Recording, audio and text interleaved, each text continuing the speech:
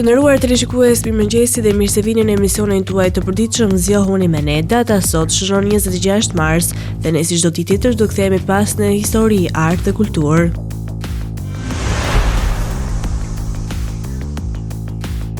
Do të vijmë me ngjarjet më të rëndësishme të datës 26 mars dhe do të kthehemi në vitin 1484 në Portugali.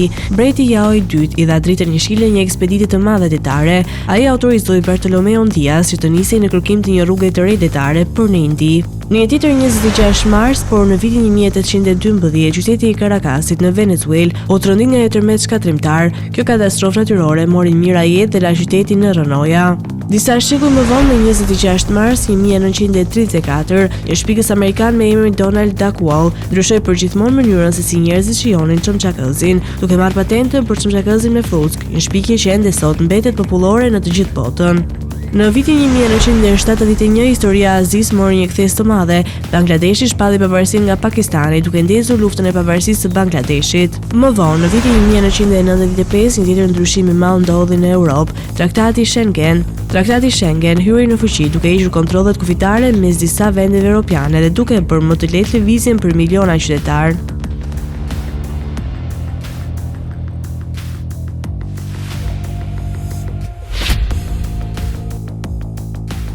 «26 mars, ngjarje 1999.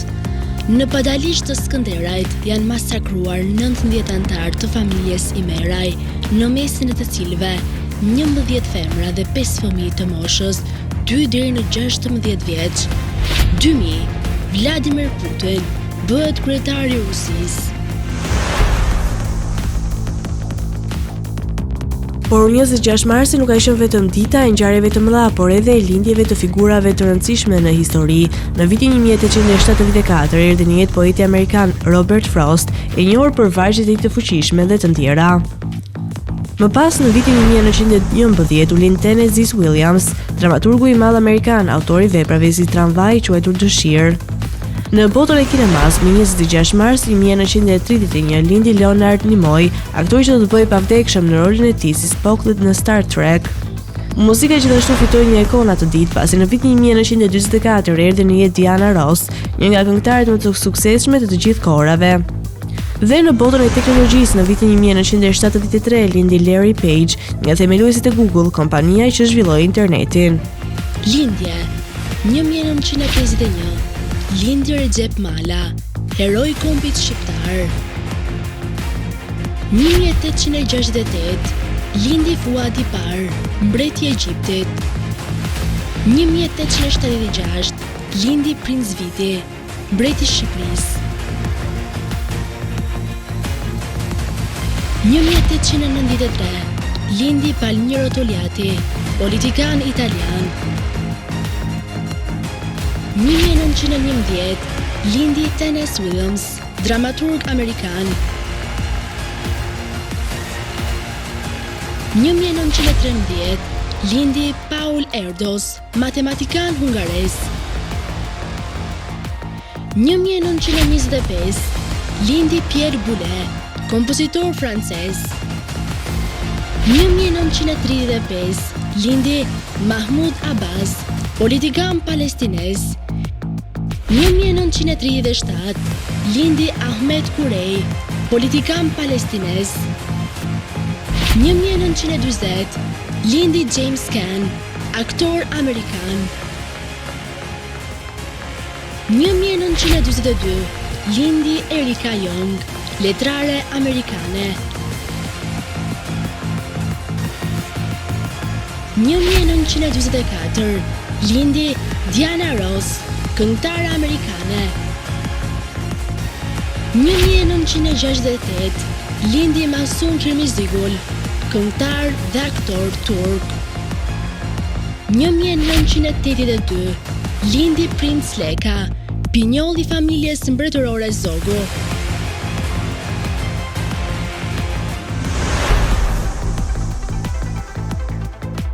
Megjithatë, 26 marsi ka sjellë gjithashtu dhe humbje të mëdha në histori. Në vitin 1827 muzika humbi një gjeni, Beethovenin, kompozitorin e madh gjerman I cili la pas vepra të pavdekshme.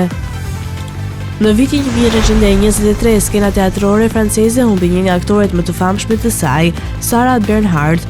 Po ashtu, në vitin 1945, u nda nga jeta David Lloyd George, ish kryeministri britanik që udhëhoqi Britaninë gjatë luftës së parë botërore. Në politikën britanike, më 26 mars 2005, u shua James Callaghan, një nga liderit më të rëndësishëm të shekullit të 20. Dhe në vitin 2017, bota humbi një nga figurat më të njohura të financave dhe filantropisë, David Rockefeller. Vdekje 1212, vdiq Stanko i parë, mbreti Portugalis. 1827, vdiq Ludwig van Beethoven, kompozitor gjerman. 2005, vdiq Melihat Ajeti, aktore. 2015, vdiq Thomas Tranströmer, nobelist suedez. Tani u ftoj të ndiqni rubrikën Ne dhe shëndeti. Fruti arhat është një ilaç që ëmbëldi freskët që ndihmon në përmirësimin e tretjes, pastrimin e nxehtësisë dhe eliminimin e toksinave. Karakteristikat botanike: bima është varishtore shumë vjeçare, ngjitëse. Trungu mund të jetë i gjatë 1 deri në 3 metra. Përbërja kimike: ai përmban vitaminë C, hekur, zink, mangan, glukozë, nikel, kallaj dhe shumë elementë gjurmë të mirë për shëndetin. Antioksidant: fruti përmban shumë ogrosid, përbërësi që përbën ëmbëlsinë karakteristike të frutave. Kjo substancë është vërtetuar dhe shkencërisht se ka efekte të fuqishme antioksidante, ndihmon në ngadalësimin e procesit të plakjes, mbrojtjen e qelizave në trup nga sulmi i radikaleve të lira dhe parandalimin e sëmundjeve. Ëmbëlsira natyrale e këtij fruti mund të zëvendësojë sheqerin gjatë përpunimit të disa ushqimeve dhe pijeve. Kjo frut gjithashtu ka një përmbajtje relativisht të ulët në kalori, kështu që është veçanërisht e dobishme për njerëzit me obezitet dhe diabet. Përdoruesit e rregullt gjithashtu zvogëlojnë rrezikun e këtyre sëmundjeve të rrezikshme. Për shekuj me radhë, mjekësia tradicionale kineze është përdorur edhe si një trajtim për diabetin. Kjo barishte vepron duke ulur nivelet e sheqerit në gjak, duke stimuluar pankreasin të prodhojë më shumë insulin. Në këtë mënyrë redukton simptomat e diabetit në mënyrë natyrale. Mbështetje për parandalimin dhe trajtimin e kancerit.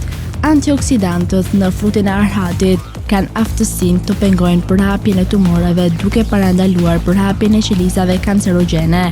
Efekti antibakterial i këtij fruti mund të zëvendësojë antibiotikët në rast të infeksioneve jo shumë serioze.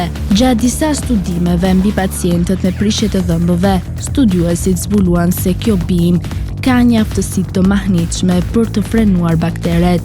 Përveç kësaj, ndihmon në parandalimin dhe mbështetjen e trajtimit të infeksioneve.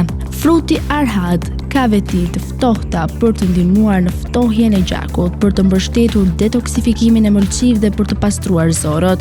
Në të njëjtën kohë, ai është i njohur dhe për efektet e tij laksitativ, duke stimuluar tretjen dhe ndihmuar në efektin e saj. Parandalimi i sëmundjeve të frymarrjes dhe kardiovaskulare.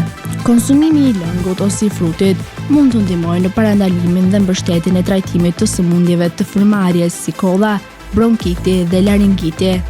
Tani do të kalojmë në rubrikën E dhe shëndeti. Sot kam përzgjedhur portfolio e vlerave ushqyese të Jaboticaba, e cila ka mjaft vlera ushqyese dhe një ndikim pozitiv në trupin ton. Ajo ka gjithashtu një ndikim pozitiv në funksionet e frymarrjes dhe zbut simptomat që lidhen me astmën. Ndihmon në pastrimin e bronkeve të penguara, rrugëve të frymarrjes, ha bronket duke luftuar astmën. Marrja e rregullt e këtij fruti mund të përmirësojë ndjeshën, cilësinë e jetesës së një personi që vuan nga astma. Ai ka efekte të fuqishme antiinflamatore dhe antioksidante që reduktojnë inflamacionin dhe mbajnë larg infeksionet.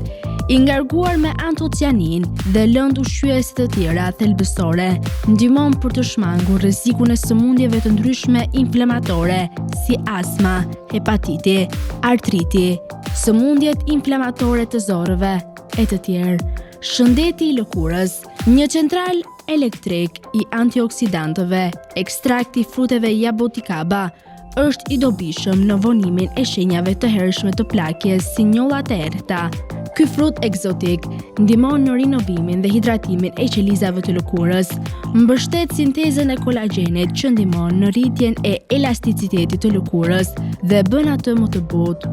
Ndërsa veti detoksifikuese dhe antimikrobike janë efektive në trajtimin e akneve. Promovon rritjen e flokëve. Ekstrakti jaboticaba është një ilaç natyral për rënjen e flokëve, i mbushur me sasi të bollshme të lëndëve ushqyese dhe komponimeve bimore. Ai forcon folikulat e flokëve, parandalon dhe rënjen e tyre. Parandalon kancerin.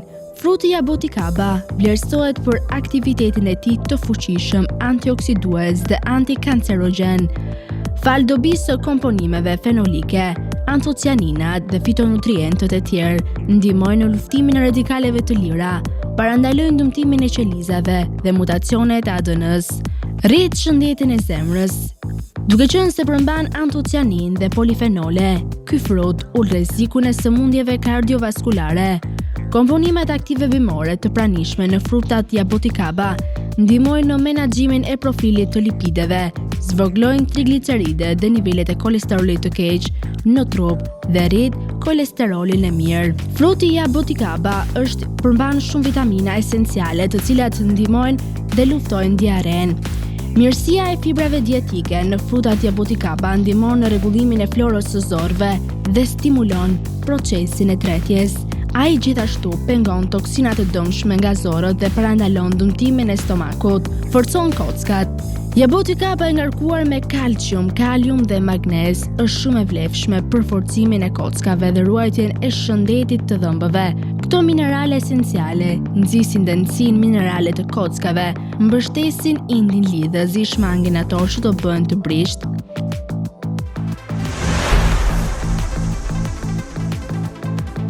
Për biografinë e sotme kemi zgjedhur të flasim për divën që ma gjep si botën, Diana Ross.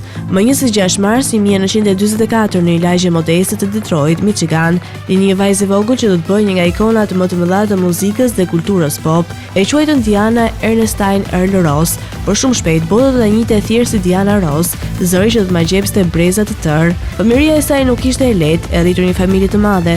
Diana që në vogëli tregoi një pasion të jashtëzakonshëm për muzikën. Në vitet e adoleshencës, ajo nisi të këndonte në grupe lokale, por ishte një grup i vogël vajzash të quajtur The Prime Test, ai që do të ndryshonte jetën e saj përgjithmonë. Në vitin 1961, ky grup nënshkroi një kontratë me legjendarin Motown Records, duke u ribërë si The Supremes.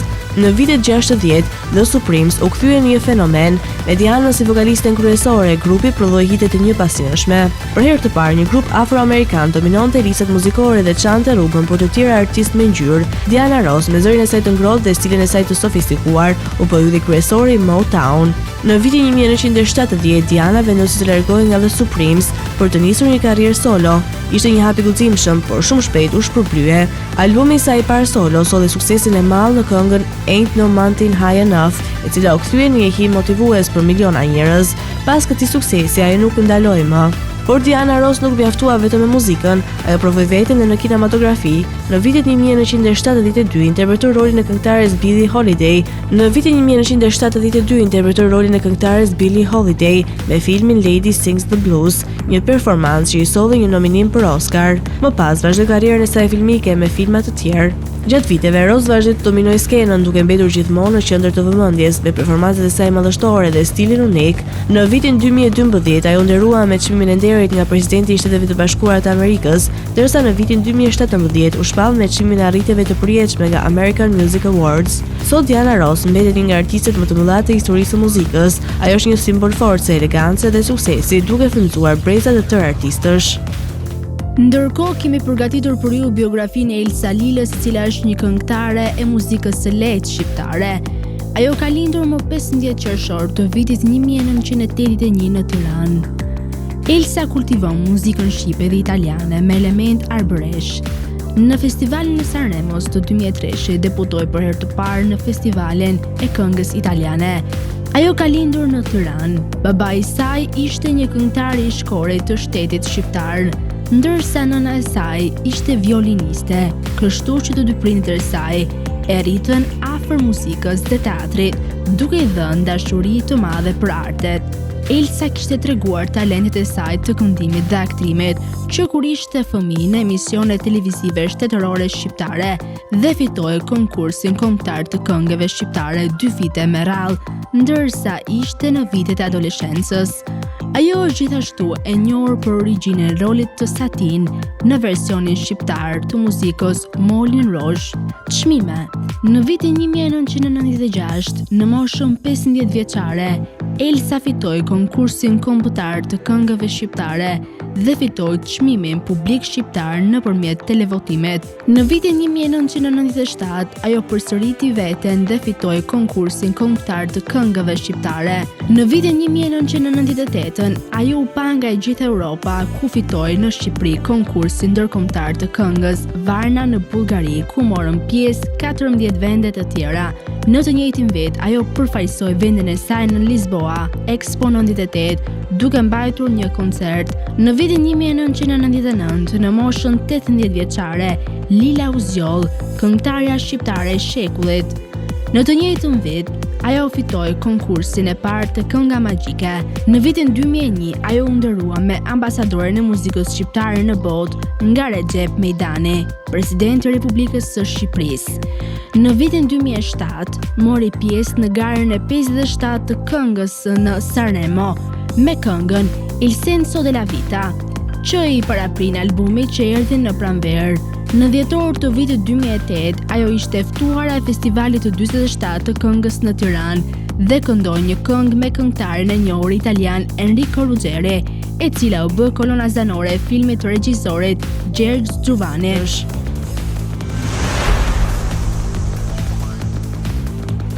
Do të vijmë me rubrikën kuriozitete dhe sot do të flasim për një kuriozitet mbi gjelat që këndojnë në mëngjes. Shumë njerëz mendojnë se gjelat këndojnë vetëm kur shohin dritën e parë të diellit, por e vërteta është edhe më interesante. Ato nuk këndojnë vetëm si përgjigje ndaj dritës, por sepse ka një orë të brendshme biologjike që i tregon se kur duhet të nisë ditën. Në trupin e të gjithë gjallësave, përfshirë njerëzit dhe kafshët, ekziston një ritëm i quajtur ritmi cirkadian, një mekanizëm biologjik që ndjek një cikël rreth 24 orësh dhe ndihmon trupin të kuptojë kur të zgjohet ose të flejë. Gjelat ashtu si ne ndjekin këtë ritëm të brendshëm dhe e din kur afron mëngjesi, edhe nëse nuk shohin dritën e diellit. Shkencëtarët në Japoni kryen një eksperiment për të kuptuar nëse gjelat këndojnë si përgjigje ndaj dritës apo sepse ndjejnë kohën e saktë. Ata i mbajtën disa gjela në një ambient me dritë të kontrolluar kur dielli nuk ndriçonte fare, dhe në këtë errësirë të vazhdueshme gjelat vazhdonin të këndojnë në të njëjtën orë çdo mëngjes, duke treguar se nuk kishin nevojë të shihnin diellin për të kuptuar se kur duhet të këndonin. Arsyeja kryesore për këtë koncert mëngjesor është komunikimi dhe dominimi. Gjelat këndojnë për të shpallur territorin e tyre dhe për të sinjalizuar praninë e tyre ndaj pulave apo gjelave të tjerë. Një gjë që këndon më herët se të tjerët shpesh shihet si më i forti dhe më dominuesi i grupit.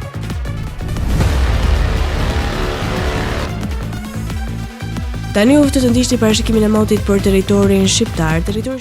Territori shqiptar për datën 26 mars 2026 do të karakterizohet nga kushte atmosferike të paqëndrueshme me vranësira dhe rreshje shiu në pjesën më të madhe të vendit. Paraditja do të jetë me vranësira dhe rreshje shiu në shumë zona, ndërsa pasditja vijon me të njëjtat kushte atmosferike dhe rreshje të herpashershme. Temperatura minimale pritet të zbresë deri në 1 gradë Celsius, ndërsa ajo maksimale do të arrijë deri në 17 gradë Celsius. Gjatë ditës priten rreth 2 deri në 4 orë me diell. Era do të fryjë mesatare nga drejtimi jugperëndimor me shpejtësi 3 deri në 6 metra për sekond. Deti do të ketë dallgëzim mesatar rreth 2 deri në 3 ball. Indeksi ultraviolet për Tiranën pritet jetë i ulët rreth 2. Sipas të dhënave astronomike, lindja e diellit në Tiranë do të jetë rreth orës 5:27 minuta, ndërsa perëndimi rreth orës 18:06 minuta. Temperaturat minimale dhe maksimale për disa qytete kryesore të Shqipërisë do të jenë si më poshtë. Shkodër 8 deri në 16 gradë Celsius. Kukës 5 deri në 15 gradë Celsius. Peshkopi 5 deri në 14 gradë Celsius. Tiranë 8 deri në 16 gradë Celsius. Durrës 9 deri në 16 gradë Celsius.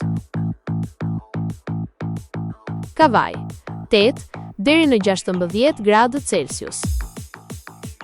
Elbasan 9 deri në 17 gradë Celsius. Berat 8 deri në 17 gradë Celsius. Korç 1 deri në 9 gradë Celsius. Vlorë 10 deri në 16 gradë Celsius. Gjirokastër 5 deri në 14 gradë Celsius. Sarandë 8 deri në 16 gradë Celsius. Për datën 26 mars 2000.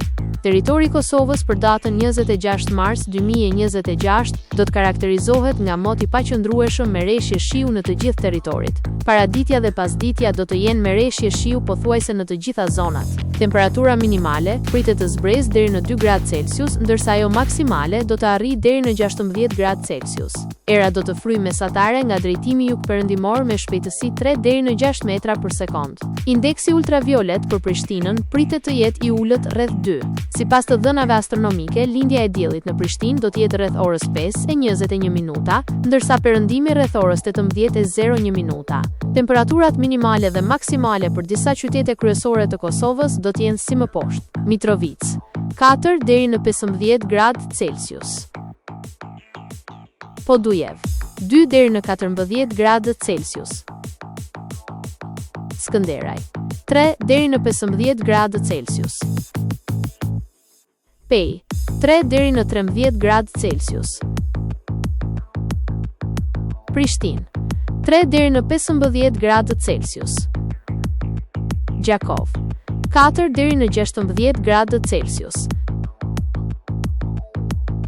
Malishev 3 deri në 15 gradë Celsius. Gjilan 4 deri në 15 gradë Celsius. Ferizaj 4 deri në 16 gradë Celsius. Kaçanik 5 deri në 15 gradë Celsius. Suharek 4 deri në 16 gradë Celsius. Prizren 4 deri në 16 gradë Celsius. Të nderuar teleshikues, kemi arritur në fund të emisionit edhe për ditën e sotme. Bashkë do të rishjemi sërish nesër. Deri atëherë, mirë takofshim.